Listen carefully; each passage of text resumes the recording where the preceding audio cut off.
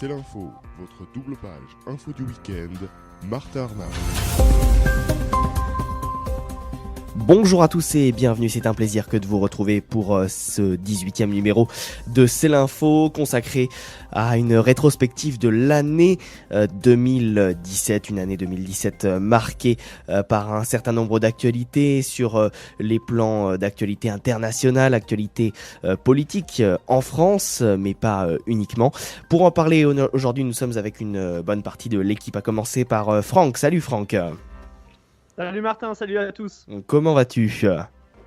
Écoute, extrêmement bien. Enfin, rentrée de Catalogne, ça fait du bien de rentrer un peu de la maison et d'en profiter pour quelques jours. Exactement, et avec toi Franck, on parlera de deux choses aujourd'hui. Oui, on parlera bien sûr du grand dossier qui a pris une bonne partie de la chronique du duplex en ce début de saison, à savoir la Catalogne. Et puis on reviendra sur un événement à l'époque où nous n'étions qu'un simple site d'information, à savoir l'élection en 2017. On l'a couverte et on fera une petite rétrospective du coup. Alexander Seal, bonjour. Bonjour Martin. Depuis Londres, toujours évidemment, notre correspondant maison qui a choisi aujourd'hui de traiter de la tour de Grenfell, c'est ça ? Oui, exactement. Donc cet incendie qui a eu lieu il y a 6 mois, je vais vous en parler tout à l'heure. Comment s'est passé le Noël à Londres ? Excellent, j'ai mangé du Christmas pudding, comme on dit ici, et ça s'est très bien passé. Mickey Monstre, bonjour Mickey. Bonjour. Comment allez-vous ? Comment vas-tu, pardon ? Ça va pas mal, merci beaucoup. Bon, quel est le sujet de la semaine ?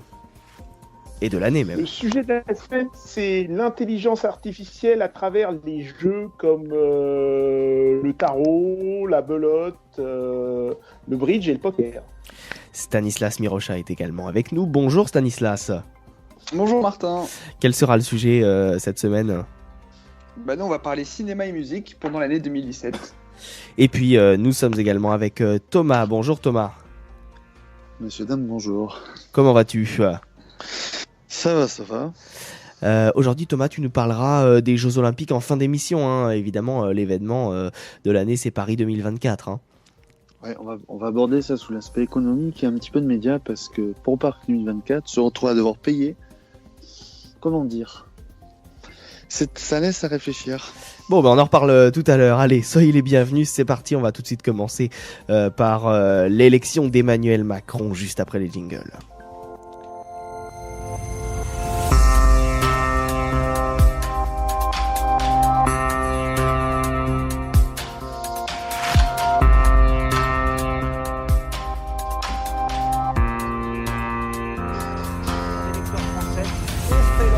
En ce dimanche 7 mai 2017.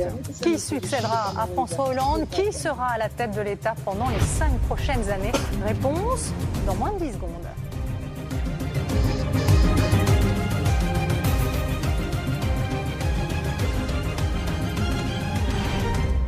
Emmanuel Macron est élu président de la République française avec 65,5% des voix. Nous étions donc le 7 mai 2017, dimanche 7 mai dernier. Emmanuel Macron, donc 39 ans, à la tête de son mouvement En Marche, a causé la surprise dans le paysage politique français en remportant le premier tour de l'élection présidentielle française devant les candidats de la droite, François Fillon, et du Parti socialiste, Benoît Hamon. 2 semaines plus tard, donc au second tour, alors que plusieurs redoutaient une victoire du Front National, Emmanuel Macron a battu Marine Le Pen. Franck, vous avez été reporter, vous étiez reporter et tu étais toujours effectivement à l'époque pour C'est l'info, et tu as pu suivre un certain nombre de débats, des débats très animés. C'est ça, on a couvert tout d'abord les primaires de la droite et ensuite de la gauche. On a pu suivre donc forcément l'élection d'un côté pour François Fillon et puis de l'autre côté celle de Benoît Hamon pour le Parti socialiste. Donc des primaires qui se sont déroulées, on va dire, d'une façon correcte, comme se déroulent des primaires basiques. Et puis petit à petit, on a pu suivre tout d'abord les choix qui se sont faits entre chaque côté des partis. Emmanuel Macron pour En Marche, également le choix de certains politiques de finalement ne pas se représenter, comme celui de François Bayrou, qui est président du MoDem et qui a préféré s'affilier à Emmanuel Macron. On avait pu le rencontrer justement à ce sujet juste après avoir annoncé cette décision. Et ensuite, on avait également couvert le meeting d'Emmanuel Macron à Pau. C'était un meeting assez important parce que tout simplement aux côtés de François Bayrou, un de ses principaux soutiens, et c'était un meeting assez impressionnant. Je vous rappelle juste que vous avez l'article et notamment le reportage vidéo qu'on avait fait sur place sur notre site internet c-l'info.fr. Et après tous ces meetings, il y a eu bien sûr les journées d'élection, les 2 journées d'élection qui étaient assurées là aussi sur notre site internet, qui ont mené à l'élection, tu le disais Martin tout à l'heure, début mai, l'élection d'Emmanuel Macron à la présidence de la République. Eh bien oui, c'est intéressant effectivement.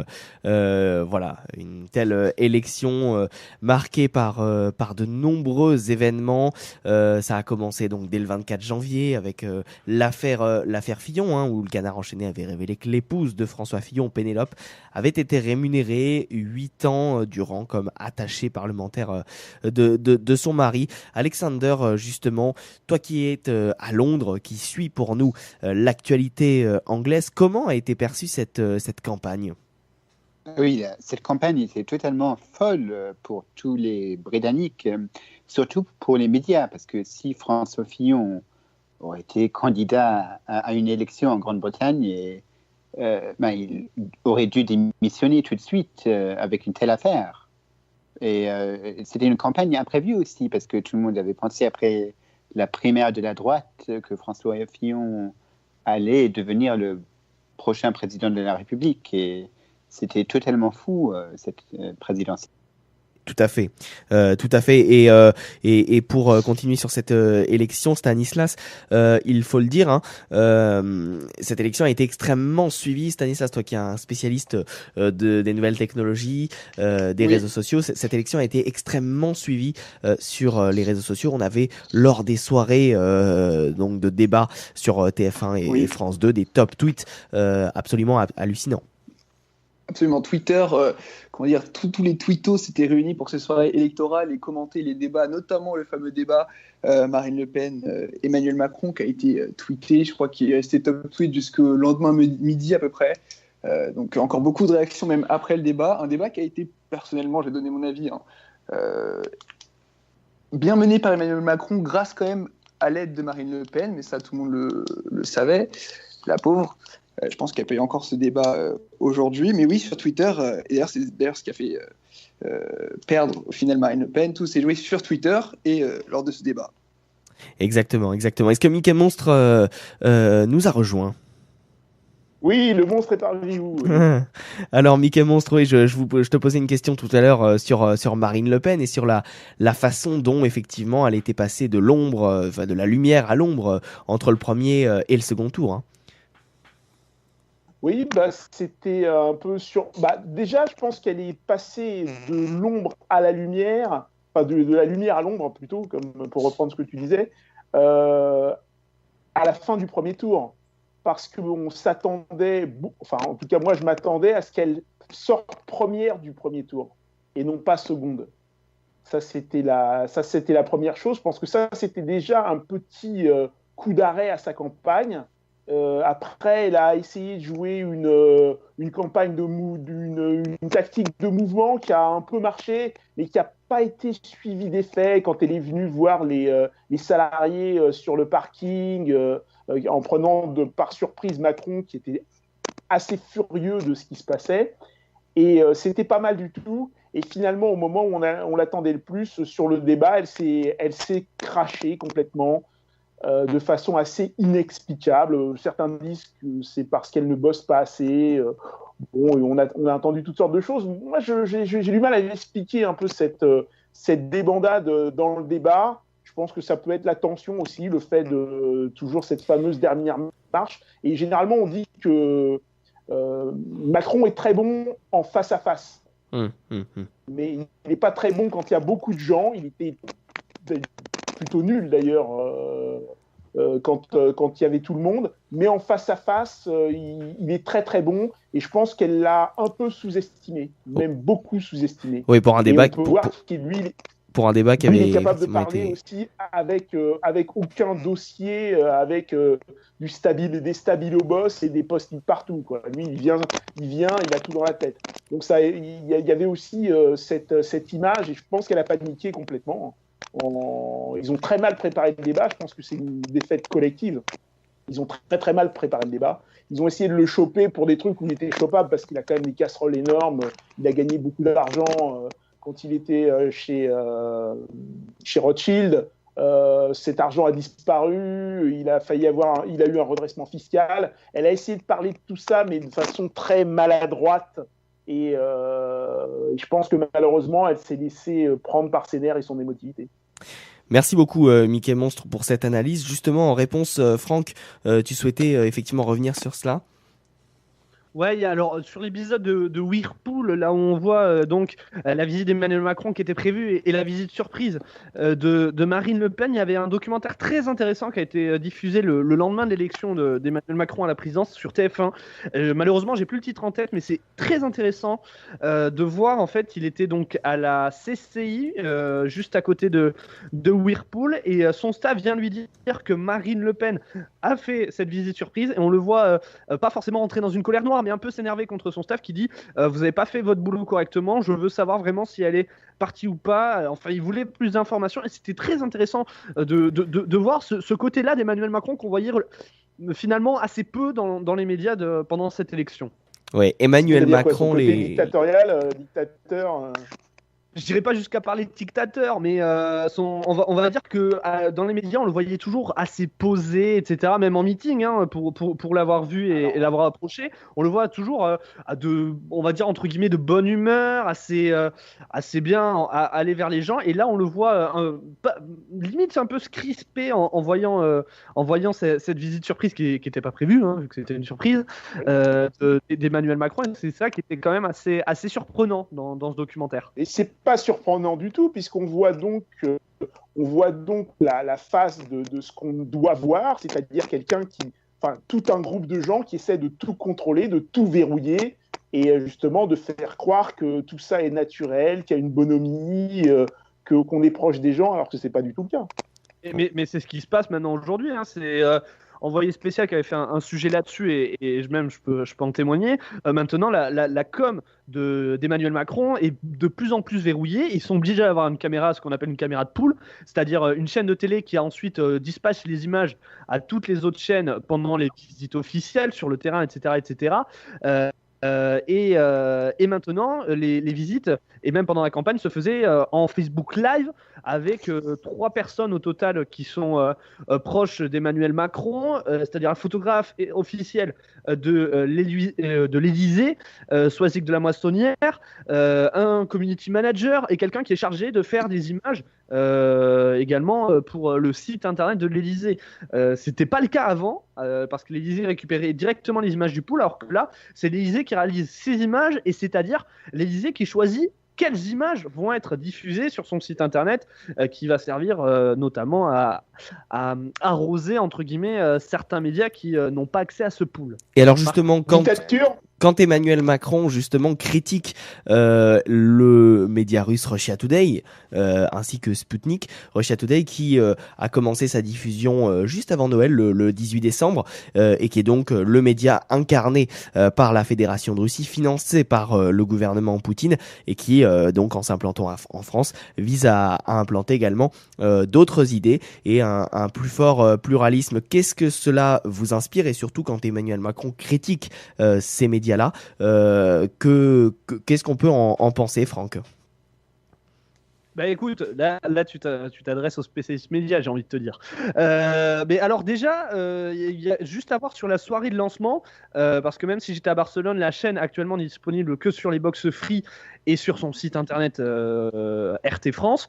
On voit directement dès le début de l'émission que ça se voit que ça va être le porte-parole entre guillemets de la Russie.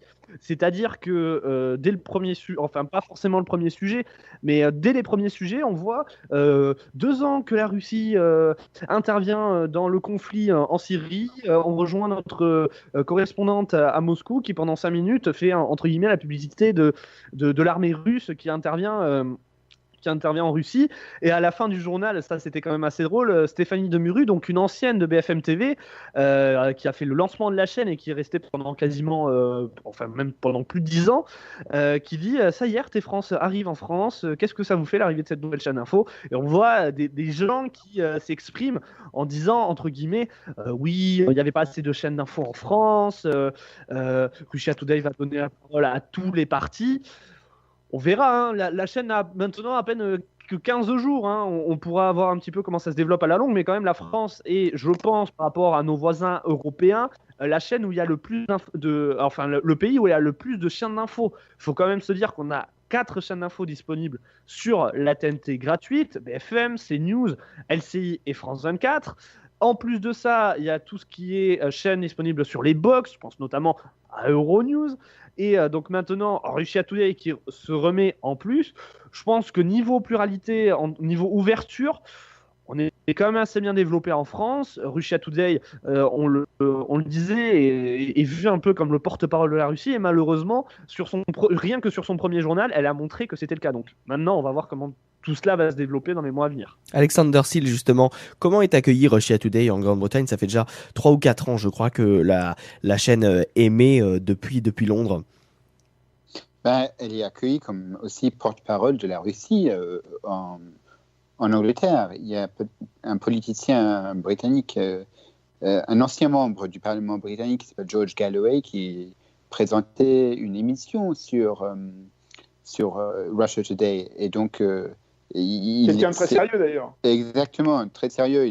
Je crois, il était candidat à la mairie de Londres aussi. Oui, enfin, il a fait des émissions c'est ça, genre Loft, des trucs un peu bizarres, quoi. C'est ça, et c'est un fidèle partisan du régime de Castro. Donc voilà, il y a beaucoup de personnes qui défendent le régime de Bachar al-Assad et de Vladimir Poutine qui vont sur cette chaîne. Donc, mais néanmoins, voilà, plus de pluralisme en tout cas avec l'arrivée de cette chaîne. Mickey Monstre, tu vas regarder cette chaîne? Oui, non, mais je la regarde tout le temps, cette chaîne. Moi, je la regarde quand je suis aux US, je la regarde tout le temps. C'est très bien qu'il y ait cette chaîne. C'est très bien, on voit des choses qu'il n'y a pas. Surtout en France, vous êtes extrêmement mal informés. Vous savez quasiment rien de ce qui se passe dans le monde. Vous avez une vision très manichéenne du monde, et je pense que c'est très bien que vous ayez une chaîne qui va vous montrer autre chose. Est-ce que la voix de la Russie, c'est une voix qui est si dérangeante que ça? Moi, je crois pas. Je pense que c'est des gens qui disent autre chose. Regardez un peu, regardez, il y a une chaîne chinoise en français aussi. Vous pouvez la regarder. Il y a une chaîne aussi, une chaîne chinoise, égyptienne. Ouais, exact. Il y a aussi une chaîne. Vous pouvez regarder les chaînes indiennes aussi. Vous allez voir que la vision que vous avez du monde est complètement minoritaire. Parce qu'on parle juste, quand on prend les Indiens et les Chinois, ça fait juste 2 milliards de personnes. Donc pour 65 millions de Français, enfin c'est un peu. Moi je pense qu'il faut regarder toutes ces chaînes et essayer de comparer avec votre TF1 et France 2, etc. Diversifier effectivement. Ça ne peut pas faire de mal. Diversifier effectivement ses sources. Alors Franck, puisqu'on était avec toi tout à l'heure, tu as également passé la moitié de ton temps de cette deuxième partie de l'année à Barcelone. Pourquoi Barcelone? Eh bien parce que Barcelone est la capitale de la Catalogne, et après des semaines de tensions, d'incertitudes et de tentatives de blocage de la part de Madrid, les Catalans ont bien dit oui à l'indépendance lors de ce vote final qui a eu lieu donc le 21 décembre dernier. Franck, donc tu t'es extrêmement rendu en Catalogne. Quelles ont été tes impressions? Alors, on va être encore plus ouvert. On n'a pas été qu'à Barcelone. C'était le point névralgique des reportages. Néanmoins, vu que je prenais la route depuis Pau, là où je suis basé, pour aller jusqu'à Barcelone, on traversait des grandes villes, d'autres grandes villes. Je suis passé par Gérone, je suis passé par Lleida aussi, Lérida en français pour ceux qui connaissent. Et donc, c'est comme ça qu'on peut voir la Catalogne. On peut la voir encore plus grande en soi. Mais pour revenir à ta principale question, c'est ce que je te disais au début, quand on y allait la première fois, c'était juste après le référendum, c'était entre le référendum et l'annonce de Carles Puigdemont de demander l'indépendance, c'était fin octobre. La première fois, on avait vu beaucoup de banderoles qui disaient si, oui à l'indépendance, beaucoup de drapeaux catalans dans les villages, également sur les fenêtres de maisons et d'appartements. Et puis petit à petit, j'ai eu l'impression que ça s'est calmé un petit peu, cette ferveur indépendantiste, jusqu'à donc il y a quelques jours, jusqu'au jour d'élection, où là, les drapeaux étaient remplacés, on va dire, plus par des banderoles politiques dans les rues avec des affiches pour les différents partis, Ciudadanos, Junts per Catalunya, l'Esquerra Republicana, qui est la gauche républicaine, le Parti socialiste. Et c'était encore plus qu'en France, il n'y a pas de panneau d'affichage des affiches officielles. Là, c'est n'importe qui peut afficher les affiches n'importe où, sur des arbres, sur des banderoles qu'ils mettent dans la rue. Ça change toujours. Et donc, c'est à ce moment-là qu'on a vu le retour peut-être d'une ferveur indépendantiste et qui s'est validé au final dans les urnes, comme tu disais Martin, le 21 décembre dernier. Oui, et tu étais effectivement là pour C'est l'Info, et tu as fait briller C'est l'Info au cœur de l'Espagne, puisque tu as notamment pu répondre à des questions de journalistes espagnols, hein. Oui, ben alors le jeudi dans le centre de presse international, pour présenter, en fait, c'est une énorme salle dans le parc des expositions de Barcelone, où normalement 200 médias étaient accrédités, 500 journalistes, donc autant dire que tous les médias espagnols étaient quasiment là, vu qu'ils étaient très nombreux. Les médias étrangers étaient moins nombreux que prévu, parce qu'ils ont préféré tout simplement se rendre dans des bureaux de vote, dans la rue également, pour interviewer les gens, également dans les QG des candidats le soir même. Et du coup, je me suis retrouvé un peu tout seul, le seul média étranger, et les médias espagnols voulaient tout simplement le point de vue d'un journaliste étranger. Donc forcément, j'ai dû répondre à quasiment, c'est pas quasiment, j'ai dû répondre à trois médias espagnols, parce qu'après, à côté de ça, il fallait aussi que je travaille pour C'est l'Info. Et t'as répondu en espagnol ? Oui, alors j'ai répondu en espagnol à 3 chaînes. Tout d'abord, les collègues de TVG, c'est la télévision autonomique de Galice, qui en plus, pour la toute première, a su me mettre à l'aise en m'affichant directement en direct. Alors, je ne vais pas vous mentir, autant vous dire que j'avais la pression. Heureusement, nos collègues de Galice étaient adorables. Je vais remercier Maïté Teijido, je crois que c'est, de TVG qui a su heureusement me mettre un peu à l'aise. Et il s'était assez intéressé du point de vue français, surtout que, comme vous le savez, l'ancien Premier ministre Manuel Valls est catalan. Dans la semaine, il y avait également eu la visite de députés européens, dont José Bové, qui a un peu marqué le coup sur les télés espagnoles. Et puis ensuite, il y a eu un autre collègue de la secta qui m'a interviewé. Bon, là, l'interview avait duré 5 minutes et au final, ils ont diffusé que 5 secondes. C'est leur choix.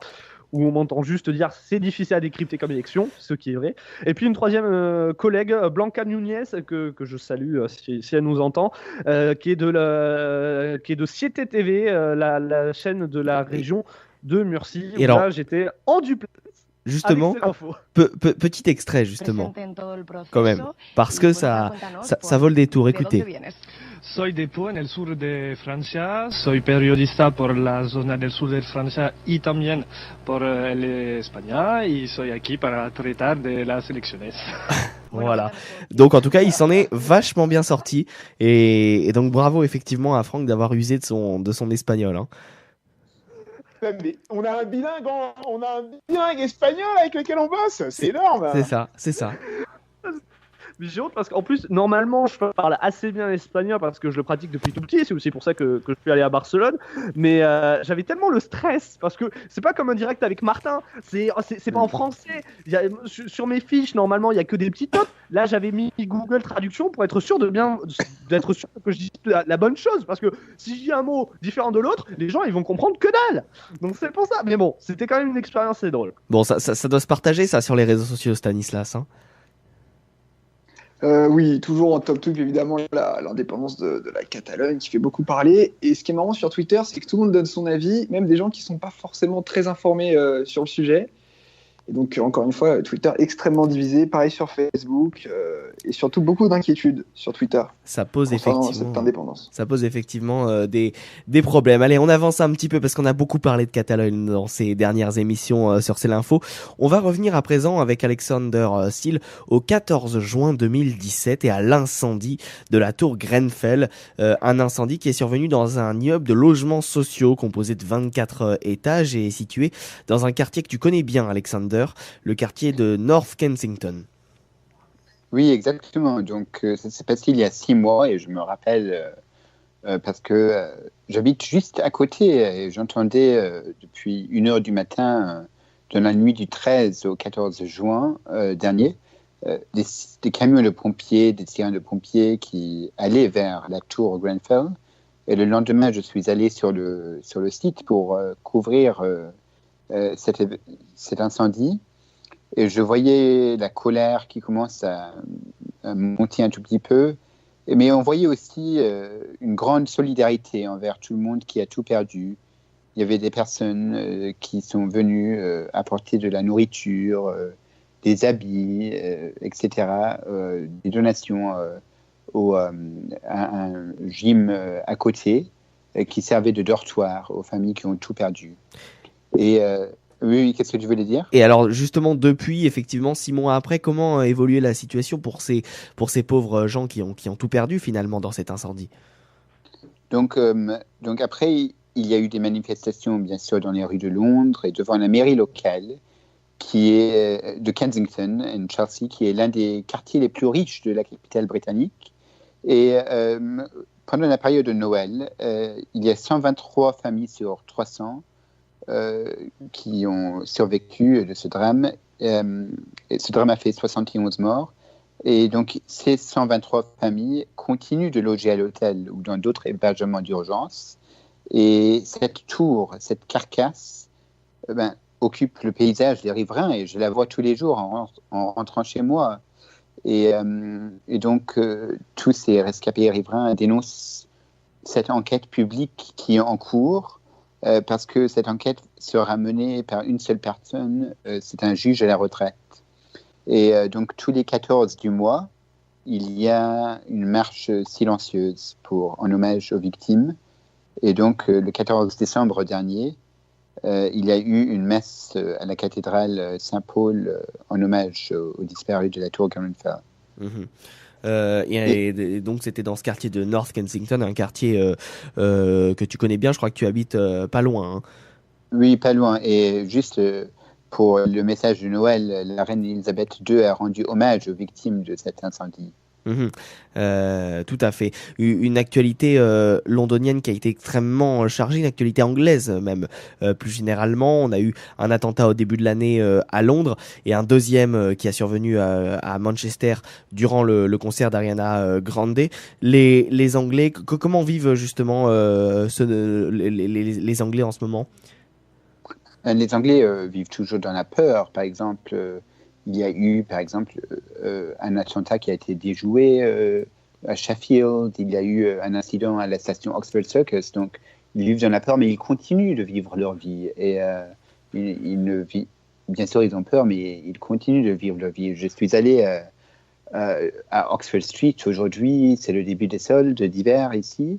Et il y avait beaucoup de personnes dans la rue. Et voilà. Oui, nous enregistrons cette émission le 26 décembre. Voilà, et il y a une présence policière très très forte dans les rues de Londres. Ouais. Et puis l'Angleterre, c'est également le Brexit, Alexander.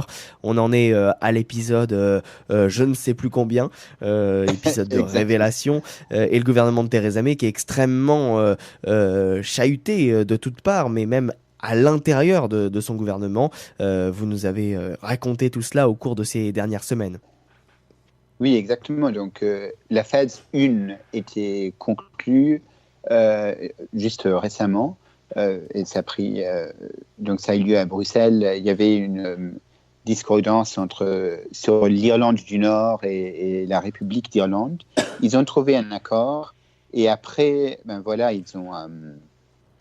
il y a la phase 2 qui serait longue et qui serait très périlleuse et compliquée pour le gouvernement britannique.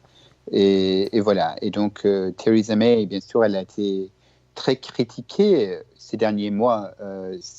Depuis sa réélection et depuis l'incendie de la tour Grenfell, elle est allée voir les victimes et les habitants dans ce quartier. Elle était très distante comparée à Jeremy Corbyn, par exemple, qui était très populaire. Et quand il est allé sur les lieux là-bas, ainsi que la reine d'Angleterre, c'était à quelques jours après les législatives. Et donc, oui, ce gouvernement est très chahuté, même à l'intérieur. Il y a des députés conservateurs qui veulent voler la place de Theresa May. Merci beaucoup Alexander. À présent, nous abordons l'intelligence artificielle avec Mickey Monstre. Et justement, quel avenir pour cette intelligence artificielle? C'est ce qu'on va voir avec toi.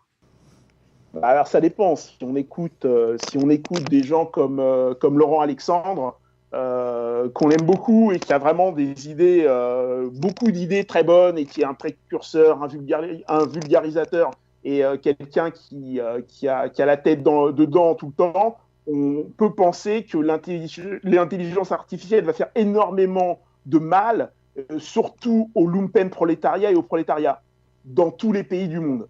Et que tous les métiers de petites mains, par exemple les aides d'avocat, moi j'ai une amie qui a donné par exemple un document de 10 000 pages à une intelligence artificielle pour que cette intelligence artificielle lui fasse un résumé. Ça, c'était des choses qu'on donnait à des gens qui étaient des apprentis avocats dans des grands cabinets. Il faut savoir que ça va disparaître. Il y a des tas de métiers qui vont disparaître. Mais en revanche, et c'est ce que je vais un peu démontrer à travers l'article, c'est que l'intelligence artificielle est capable de faire certains sujets extrêmement bien. Par exemple, déterminer avec succès si quelqu'un a un cancer suite à une radio, cancer des poumons, etc., avec des taux beaucoup plus élevés que ceux d'un radiologue habituel. Donc ça veut dire que les radiologues, dans 5 ans et peut-être même dans 2 ans, il n'y en a plus. Mais il y a quand même des boulots qui vont rester et il y a de l'espoir à avoir face à l'intelligence artificielle qui peut faire des choses mais qui ne peut pas tout faire, et c'est ce qui va être démontré dans cet article. Alors justement, allons-y. Alors, le signal du début de la domination de l'intelligence artificielle sur l'intelligence humaine a commencé après la victoire de Deep Blue en 1997 contre Garry Kasparov, la légende des échecs. Oui, Deep Blue était alimenté toutes les nuits. Oui, Kasparov n'avait pas joué à son vrai niveau, impressionné peut-être par cet adversaire d'un genre nouveau, qui ne lui faisait pas face, dont il ne pouvait croiser le regard, qui ne pouvait pas impressionner, qui ne voyait pas de fantômes sur l'échiquier, et dont les coups étaient joués par un ingénieur à lunettes qui ne comprenait même pas ce qui se passait sur l'échiquier. Néanmoins, le plus grand joueur de tous les temps était tombé face à cet ennemi sans âme et sans visage. La brèche était ouverte et on pouvait conclure sans beaucoup se tromper, la loi de Moore aidant, que plus jamais un humain ne serait en mesure de battre l'intelligence artificielle aux échecs. En Asie, cette nouvelle était accueillie avec la compassion polie, voire l'indifférence de ceux qui estimaient que les échecs sont au jeu de Go, que les équations du premier degré sont à la théorie de la relativité. Pour eux, il allait se passer un peu de temps avant qu'une machine puisse être au niveau des plus grands champions du jeu de Go. Ce temps était estimé entre 30 et 50 ans, avec le secret espoir que ce temps allait durer le plus longtemps possible. Ce qui leur permettrait de le penser était d'une part le faible nombre de parties potentielles et la complexité du jeu de Go, ce qui en faisait d'après eux une gageure d'un autre ordre pour les développeurs d'intelligence artificielle. Mais, surprise, surprise, en mars 2016, une GAFA s'en mêle, et plus de 10 ans avant les meilleures prévisions, le système AlphaGo, construit par Google, réussit successivement à battre Lee Sedol, une des légendes du jeu, et Keiji, le champion du monde en titre coréen. La machine sera décorée d'une 9e dan honorifique de grand maître de Go. Tout cela, bien sûr, grâce aux progrès réalisés en matière d'utilisation de réseaux de neurones profonds et de l'évolution exponentielle des puissances de calcul. La société Alphabet, voulant faire encore mieux, va encore améliorer son logiciel et le faire écraser le précédent déjà surpuissant contre les joueurs humains. Jusqu'où cela va-t-il s'arrêter? La machine serait-elle devenue si supérieure aux hommes en matière de jeu que l'intelligence artificielle lui serait supérieure en tout? Aussi surprenant qu'il y paraisse, la réponse est non. Et pourquoi non? Parce qu'il subsiste des No Artificial Intelligence Land. Il y a des jeux pour lesquels, aujourd'hui, il n'existe aucune intelligence artificielle digne des plus grands champions. Ces jeux, et ceux de façon non exhaustive, sont le bridge, les tarots, la belote et dans une moindre mesure le poker. Pourquoi dans une moindre mesure? Parce que une intelligence artificielle est arrivée à battre des joueurs de poker professionnels, mais pas les meilleurs. Pourquoi l'intelligence artificielle n'est-elle pas performante pour ces jeux? Pour 3 raisons fondamentales. La première, ces jeux véhiculent des informations partielles, alors que les dames, les échecs et le jeu de Go sont des jeux à information parfaite, échiquier à taille définie, configuration connue des pièces sur le plateau, aucune information cachée pour aucun des joueurs. La puissance de calcul permet d'effectuer des prédictions très fines à partir d'une situation de jeu toujours renouvelée, mais également systématiquement connue de façon complète, et ainsi de déterminer des scénarios de victoire et de défaite selon les pièces jouées et d'éviter les situations d'incertitude qui pourraient induire une déroute ou un échec et mat. Ceci n'est pas possible au bridge, au tarot, à la belote ou au poker. Pour rappel, ces jeux se jouent par équipe de 2 au bridge ou à la belote, seul ou jusqu'à 4 au tarot, et seul au poker, bien sûr. Les membres des équipes ou les individus qui s'affrontent ne connaissent ni les cartes de leurs partenaires, ni celles de leurs adversaires. L'intelligence artificielle doit interpeller les possibilités en fonction de son propre jeu, mais ne peut à aucun moment deviner qui a quelle carte avec certitude. L'IA en est réduite à opérer des déductions et à faire des calculs de probabilité difficiles car ils dépendent de très nombreux paramètres, la carte d'entame ou les appels que feront les adversaires lors de leur défense. Pour le poker, les flops ou les relances, par exemple. Lorsqu'on joue au bridge, alors, deuxième raison fondamentale, le système d'enchères et de mise. Lorsqu'on joue au bridge, au tarot, à la belote ou au poker, on joue en réalité à 2 jeux. L'un est un jeu de cartes classique, avec des atouts, des cartes sans atouts. L'autre, qui ressemble plutôt à une sorte de bataille, l'autre consiste à affronter aux enchères pour définir qui sera le meilleur contrat et avec quel atout. Cette phase d'enchère est compliquée parce qu'elle repose sur un système de conventions arbitraires décidées et travaillées par les 2 partenaires en amont, dans le cas du bridge, ou par juste un joueur tout seul, garde, contre le chien, au tarot. Ces conventions sont souvent liées à la pratique, à l'intuition et parfois à la volonté de mystifier l'adversaire. Comme par exemple au poker, où on peut faire semblant d'avoir un jeu qui n'est pas bon alors qu'en fait on a une paire d'as dès le départ. Troisième aspect fondamental, la dimension psychologique. Contrairement à ce que l'on croit, le bridge, les tarots, la belote ou le poker recèlent une dimension psychologique et sociale très importante. S'il y a une composante sociale avec les joueurs qui jouent ensemble, ce n'est pas clair, dit Michael L. Littman, informaticien à l'université Brown. De l'ouverture avec le plus fort des atouts jusqu'au bluff, beaucoup d'informations peuvent se déduire de l'attitude des joueurs à la table. Une hésitation de quelques millisecondes au moment de poser une carte peut parfois faire basculer un coup. En effet, cela peut déjà désigner que le joueur a le choix entre plusieurs cartes à jouer ou a le choix entre plusieurs cartes à poser et que le choix n'avait rien d'évident. Et donc, cette information permet de remonter une chaîne de raisonnement qui pourra ensuite aboutir à un choix de plan de jeu qui n'avait rien d'évident en l'absence de cette information cruciale. Et pour l'instant, l'intelligence artificielle n'est pas capable de se servir de cela. Selon Simon Lucas, de l'université d'Essex au Royaume-Uni, il reste encore beaucoup à faire avant que l'intelligence artificielle ne dirige le monde. Dans le monde réel, vous avez souvent beaucoup plus de choix que dans un jeu de cartes. Les possibilités sont plus ouvertes, dit-il. Les algorithmes ne sont pas spécifiques au jeu et pourraient être appliqués à toute situation nécessitant une réponse basée sur des informations imparfaites. Il y a des applications dans la cybersécurité, les négociations internationales par exemple, les installations militaires, les ventes aux enchères et plus encore, comme renforcer la lutte contre les infections en considérant les plans de traitement comme des stratégies de jeu. Si l'on veut apprendre à mieux lutter contre les maladies, même si on n'a pas de médicaments supplémentaires à disposition, on peut les utiliser simplement plus intelligemment. En un mot commençant, les jeux mènent à tout, à condition d'en sortir. Merci beaucoup Mickey Monstre donc de nous avoir parlé donc de cette intelligence artificielle.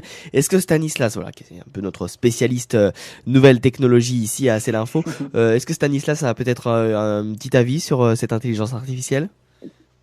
Alors, tout d'abord, on va revenir sur l'intelligence artificielle fait disparaître des métiers et des emplois. Si j'ai bien compris, c'était le début de la chronique. Alors, oui. D'un côté, oui, mais en même temps, on n'a pas attendu d'avoir créé l'intelligence artificielle pour que les emplois disparaissent et des métiers disparaissent aussi. Voilà, c'est pas à cause de l'intelligence artificielle que, ça y est, des métiers vont disparaître. Mais par contre, là où c'est vraiment intéressant l'intelligence artificielle, c'est effectivement, mais il l'a dit, c'est de gagner en précision, notamment dans le domaine médical, ça va être hyper important. Et surtout, les nouveaux métiers, ça va être de gérer ces intelligences artificielles, de travailler avec elles, de les surveiller, parce que l'homme apporte autant à l'intelligence artificielle que l'intelligence artificielle apporte à l'homme, finalement. Moi, je suis persuadé de ça, d'une part. Jusqu'à ce qu'elle prenne conscience d'elle-même et qu'elle décide que l'homme ne lui sert à rien. Oui. Mais bon, oui, ça, est-ce qu'un jour on va y arriver? C'est une chance non nulle. Si on parle en mathématiques, c'est une chance non nulle. D'accord, il y a une probabilité que ça arrive, mais admettons. Après, est-ce que l'homme est capable d'aller programmer quelque chose qui potentiellement serait plus intelligent que lui, dans le sens où lui n'aurait pas pensé qu'il aurait pu se rebeller? Ouais, c'est possible en fait. C'est possible. C'est quoi qu'est-ce qui manque à l'intelligence artificielle? Il lui manque la créativité. Voilà, la créativité. La créativité. C'est la créativité qui lui manque. La créativité, le concept, c'est ce qui fait les hommes, c'est la créativité. Et essayer de sortir de ce pour qu'on leur programmait aussi. Elles sont programmées, les intelligences artificielles. Elles ne peuvent pas dépasser de leur programmation en soi. Elles ne peuvent pas penser par elles-mêmes qu'autre chose qu'on leur a inculqué. Et ça, l'homme est capable de le faire. Ce qui leur manque, c'est de pouvoir faire des médiations entre des sujets divers. C'est ça. Mais il y a un moment où ces médiations, elles vont pouvoir les faire. À partir du moment où une intelligence va avoir tout le savoir humain et qu'elle va pouvoir non plus le travailler en vertical, mais à l'horizontale, et qu'elle va pouvoir faire les connexions, elle nous sera 1 milliard de fois supérieure. Elle n'aura plus besoin de nous. Ouais, il faut qu'elle arrive à le faire. Et ça encore. Et les gens travaillent très vite. Hein. Regarde, qui eût cru moi, je me rappelle, j'avais un portable Nokia dans ma poche en 96. J'aurais jamais pu dire que 20 ans après, je pourrais quasiment, commander ma maison, mes stores, depuis mon téléphone portable. Donc, mais ça, c'est pas l'intelligence artificielle, ça.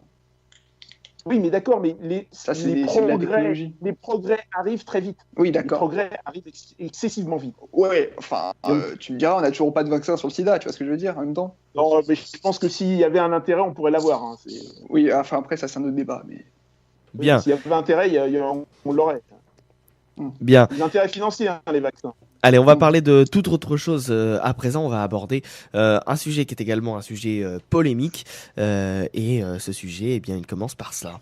Conformément à la décision unanime prise à l'occasion de la session du mois de juillet, nous allons maintenant ratifier l'accord tripartite en choisissant Paris comme ville hôte des Jeux Olympiques 2024 et Los Angeles comme ville hôte des Jeux Olympiques 2028. Voilà, nous étions donc le 14 septembre 2017, 14 septembre dernier. Bonjour Thomas. Bonjour à tous. Comment vas-tu ? Ben, ça va, parler de Paris 2024, c'est comme parler des jeux d'Anne Hidalgo qui a gagné ces jeux. Au début de la candidature, elle était en complète refus de la proposition de François Hollande de soutenir Paris 2024, mais au fur et à mesure du temps, au fur et à mesure du mois, et en mettant pour une fois des gens avec une part de compétence, elle a ses jeux, ses jeux à elle. Maintenant, le plus dur dans l'histoire, ça va être aujourd'hui, en 2017 jusqu'en 2024, donc jusqu'au mois d'août, à tenir les délais. Et derrière, cela s'annonce quand même tout un cheminement économique, politique et médiatique. Politique, parce qu'il va falloir aussi faire face à des potentielles crises dans les diverses fédérations et ligues. J'ai l'exemple du rugby, actuellement, où Bernard Laporte a une potentielle mise en examen pour favoritisme, détournement de fonds et j'en passe. Économique, car derrière, ces jeux doivent ramener beaucoup d'argent et tenter de ramener une part d'économie saine au pays. Médiatique, car pour le moment, ce seront des jeux diffusés dans leur intégralité, encryptés pour la première fois en France. Et aussi l'image de Paris, changer l'image de Paris, qui est une ville aujourd'hui où en termes de sécurité, tu ne te sens pas à l'aise. Donc, ce qui ça va s'annoncer compliqué pour elle, mais je pense pour le rafler, c'est pour toute la fédération, c'est pendant 7 ans, amener de la formation, amener de la jeunesse et amener de l'envie aux gens de s'intéresser à ces Jeux Olympiques. On peut remarquer aujourd'hui que, pour le moment, c'est beaucoup de Français le refusent, beaucoup de Français, pour le moment, sont contre. Il faudra aussi amener cet esprit de rénovation pour les handicapés, par exemple. Je rappelle que la France a quasiment 20 ans de retard sur l'intégration du handicap dans le sport, dans la vie courante, dans tous les jours. C'est aussi essayer de les ramener dans les stades. C'est aussi essayer de leur donner envie de regarder du sport. Mais pour le moment, Paris 2024, à aujourd'hui, à aujourd'hui décembre, eh ben c'est compliqué, Martin. C'est compliqué. J'ai une question à te poser. Pourquoi Paris n'a pas eu les Jeux Olympiques en 2012 et maintenant elle a eu les Jeux Olympiques pour 2024? Si je te Qu'est-ce qui a changé? Bon, salut Alexander. Si je te dis le mot lobbying, si je te dis que les Anglais derrière ont été intelligents à l'époque, donc c'était Sébastien Coe, l'actuel président de l'I2AF, ils avaient des sportifs. Nous à l'époque on avait des politiques. Aujourd'hui, on a des sportifs qui ont mené la candidature de Paris 2024. Ils ont laissé, les politiques se sont mis de côté, entre guillemets, et ont laissé les sportifs faire. Et aujourd'hui, petit à petit en France, on commence et on a les moyens en termes d'infrastructure. On a organisé la Coupe du Monde de foot, les championnats du monde de handball. On a la Formule 1 qui revient. On aura la Ryder Cup. On aura des événements. Donc aujourd'hui, la France, en termes de légitimité sur la scène sportive internationale, a le niveau. C'est les sportifs. Maintenant, tes sportifs, il faut les garder. Il faut leur donner envie toujours de garder cette image positive du sport français. Maintenant, ça va être du travail sur 6 ans, 7 ans. Et donc, c'est pas... je sais que la loi olympique a été acceptée par l'Assemblée nationale avec la création du COJO. 200 000 euros, je crois, ils vont essayer d'imiter le salaire du président. Maintenant, c'est ramener les gens vers le sport. Donc, ça veut dire aussi les rendre accessibles. Et maintenant... on peut commencer à extrapoler des questions qui vont être comment ramener les gens, comment les faire venir, comment leur donner envie. Ça va être tout un cheminement politique. Les sportifs, moi, pour revenir à ce que ta question, Alexander, c'est les sportifs. Aujourd'hui, le sportif est au centre de l'échiquier et ça va jouer, c'est des Teddy Riner, des Tony Estanguet, des Marie-Josée Perrac, des anciens. Teddy Riner nouveau mais ancien dans le sens où c'est vraiment c'est the place to be en France, c'est depuis titré même un Sébastien Loeb, je dirais un Romain Grosjean, une équipe de hand, nos équipes de hand. C'est tout ça, c'est des sportifs. Maintenant, le sportif est en avant. Alors Stanislas, tu voulais réagir? Oui, absolument. Donc moi déjà, quand j'entends des gens qui disent qu'ils sont contre les JO, spécialement à Paris, donc j'aimerais bien déjà revenir sur la première raison, c'est les gens disent généralement « Ah, ça va coûter trop cher ». C'est ça. Alors, parce que, excusez-moi, hein, mais les JO, c'est quand même peut-être l'héritage du monde antique qui nous reste en 2017 et même maintenant jusqu'à 2024 et encore plus. C'est un des seuls héritages qui nous reste. Si, à partir du moment où on dit qui veut organiser les JO et que tout le monde dit « Ah bah non, moi je peux pas, ça coûte trop cher », les gars, à un moment, ça coûte peut-être de l'argent, mais il faut le faire. C'est quand même... Grenoble, on vient de... Grenoble... Il faut le faire c'est quoi ça veut dire quoi, il faut le faire? C'est-à-dire qu'on n'a pas le droit de dire qu'on n'a pas envie de les faire? Non, c'est que malheureusement, aujourd'hui en France, personne ne voulait organiser les Jeux parce que la France venait de finir de payer Grenoble 68. Donc, dans l'idée des Français, les Jeux Olympiques coûtent un bras. Alors, au niveau du dossier, je vais faire très court. Il y a 95% des infrastructures, il y aura très peu d'infrastructures. En gros, pour la France en 2024, il reste une piscine olympique à construire, un village olympique, et il restera désigné, si le surf est accordé, il restera une manche à accorder. Il restera un site à accorder. Plus les nouveaux sports, mais voilà. Donc mais dans l'image aujourd'hui, organiser un événement sportif, ça coûte plus cher que ce que cela rapporte. Oui, mais on le fait quand même. Tu vois, parce que derrière, c'est les valeurs du sport, parce que ça rassemble les gens, parce que quoi les valeurs du sport aujourd'hui?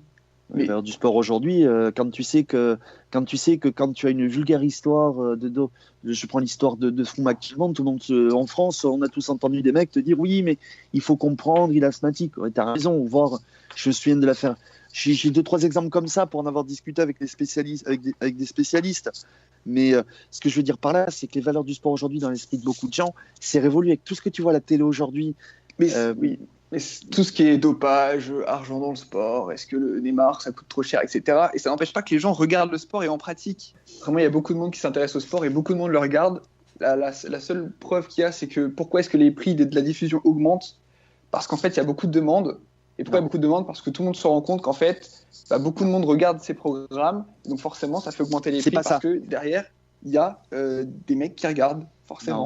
Non, c'est pas ça. Alors pourquoi tu augmentes? Qui regardent au lieu de réfléchir, non? Au lieu de réfléchir aux vrais problèmes politiques et sociaux du monde. Alors non, mais il n'y a pas que l'économie dans la vie. Tu vois, à un moment, va taper dans un ballon. J'ai dit sociaux. Stanislas, je vais te répondre. C'est pas ça. C'est les fédés aujourd'hui qui veulent plus d'argent. Tu t'imagines, moi je te prends l'exemple de la Formule 1. Je suis tombé dessus il y a 2 jours en Italie, qui est un pays de la Formule 1 avec Ferrari et Alfa Romeo, qui va être le moteur Badge Sauber. La RAI a perdu les droits. La RAI qui a diffusé la Formule 1 depuis 30 ans. Aujourd'hui, c'est pas la faute des chaînes de télé, c'est la faute des fédérations et des ligues qui aujourd'hui veulent encore plus. Quand tu imagines, les droits de la première ligue sont en vente en Angleterre. Je crois qu'ils vont mettre un apport d'une cinquantaine de matchs supplémentaires.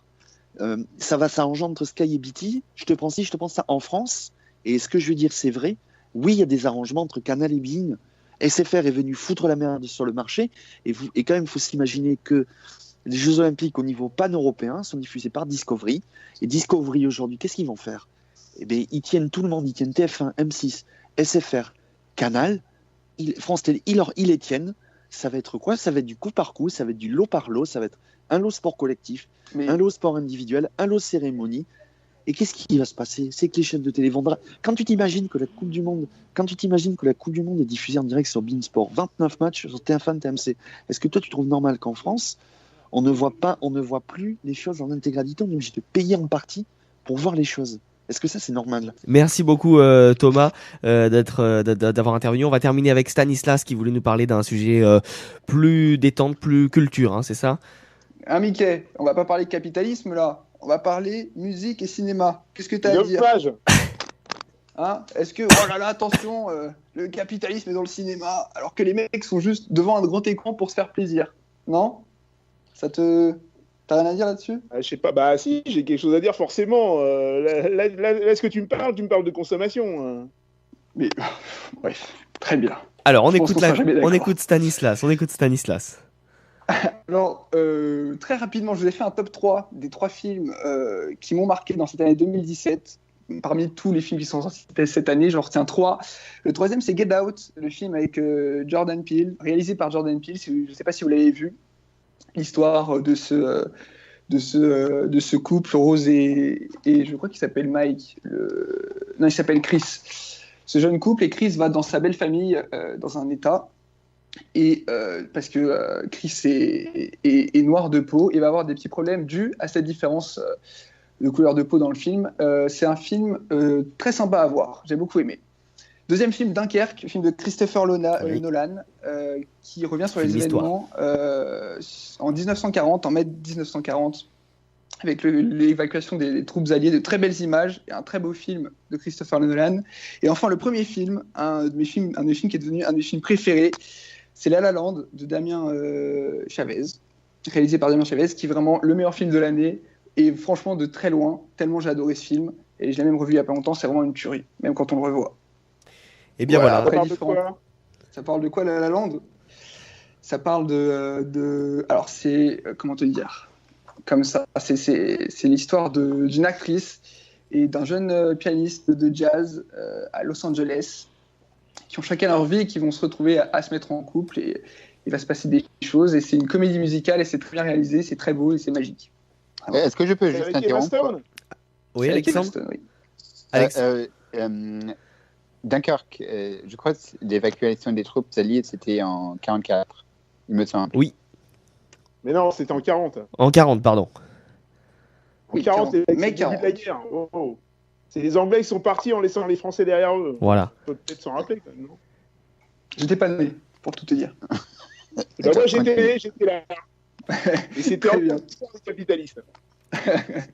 Bon, et bien voilà, nous allons terminer l'émission là-dessus. En tout cas, on aurait pu parler pendant des heures et des heures sur ces nombreux sujets d'actualité. Merci à toutes celles et ceux qui m'ont aidé à préparer cette émission. Et nous nous retrouvons la semaine prochaine.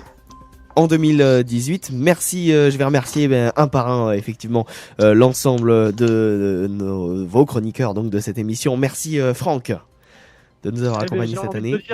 Grazie Martine et Adao. Et bien sûr à l'année prochaine, j'espère. À l'année prochaine. Tu reviendras. Tu vas te mettre à quoi ? À l'italien, au portugais ? Le défi, c'est le catalan cette année, parce que là-bas, tout est en catalan, c'est très compliqué. Ouais, c'est clair, c'est clair. Alexander, Mr. London, merci à toi. Merci beaucoup. Et à l'année prochaine, donc, pour de nouvelles aventures londoniennes. Mickey Monstre, merci d'avoir été une nouvelle fois là cette saison. Rendez-vous donc l'année prochaine. Oui, on va essayer de faire quelques sujets, mais malheureusement, il y a quand même beaucoup d'autres choses qui m'appellent, donc mais je vais quand même essayer de me glisser dans quelques sujets quand même. Très bien. Stanislas Mirocha, des sujets sur le capitalisme, bien sûr. Alors justement, on enchaîne avec Stanislas. Merci Stanislas. Mais je vous en prie, c'était un plaisir. À l'année prochaine, évidemment, pour parler technologie. Pour parler technologie et pas que, peut-être. On verra. Pour parler capitalisme, peut-être aussi. Hein, Stanislas, voilà, on t'attendra au tournant sur tous ces sujets. Et puis merci, un grand merci à Thomas d'avoir également été là pour nous parler des Jeux Olympiques. Je crois que il a dû nous quitter prématurément. En tout cas, c'est avec un grand plaisir que toute l'équipe de C'est l'Info vous souhaite un excellent réveillon du 31. Et nous vous retrouvons la semaine prochaine en 2018 pour de nouvelles actualités. Passez un bon week-end. Un bon réveillon donc du 31 et une bonne semaine. Salut à tous.